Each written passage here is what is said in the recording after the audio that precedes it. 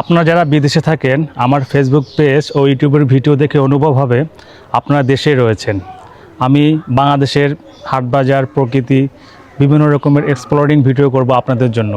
তো আপনাদের সাপোর্টটা খুবই প্রয়োজন। লাইক, কমেন্ট, শেয়ার করবেন এবং আমার চ্যানেল এবং পেজটি সাবস্ক্রাইব করবেন। আমরা যারা প্রবাসে আছি, মনটা কিন্তু ঠিকই গ্রামে পড়ে আছে। সেই মেঠো পথ, চায়ের টং দোকান, সবুজ ক্ষেত, পুকুর পাড়, মাটির রাস্তা, বাড়ির উঠান, গ্রামের বাল্যকালের বন্ধুদের ফেলে এসেছি এই প্রবাসে। আমি কিন্তু বড়লোক হতে আসিনি, আমি এসেছি দায়িত্বের টানে। চেনা রাস্তাগুলো, চায়ের দোকান, পুকুরের ঘাট সব রেখে এসেছি পিছনে। এমনকি যার মুখ না দেখলে একদিনও ঘুমাতে পারতাম না, সেই পরিবারকেও রেখে এসেছি দূরে।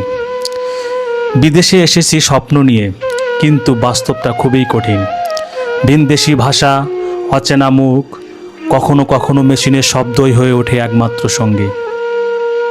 পরিবার ফোনে বলে আজ পোলাও মাংস হয়েছে, আর আমি এক কোণে বসে কলা রুটি খেতে খেতে তৃপ্তির অভিনয় করি।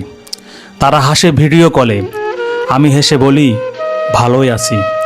আসলে বলার মতো কিছুই থাকে না। অনেকেই ভাবে প্রবাসে টাকা মানেই সুখ, কিন্তু কেউ বোঝে না এখানে এক একটা দিন মানে এক একটা যুদ্ধ, এক একটা আত্মত্যাগ। আমি এক প্রবাসী, পরিবারের মুখ মনে করে রাতে ঘুমাই, তাদের জন্যই বাঁচি, তাদের জন্যই হারাই।